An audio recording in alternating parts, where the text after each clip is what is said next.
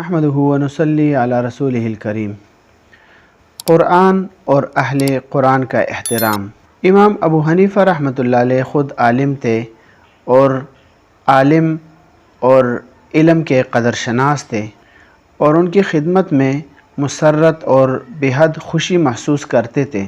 قرآن پڑھنے اور پڑھانے والوں سے دلی محبت رکھتے تھے اور دل و جان سے خدام القرآن پر نچاور ہوتے تھے۔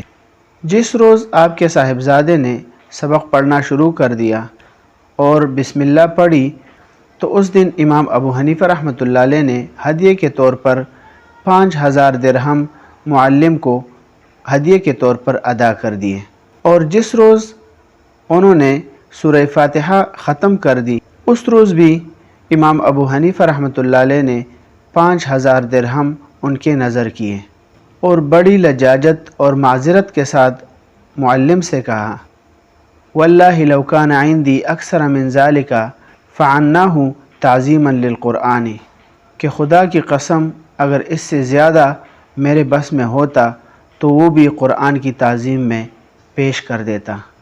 عقود الجمان فی مناقب ابی حنیفۃ النعمان، صفحہ نمبر 233۔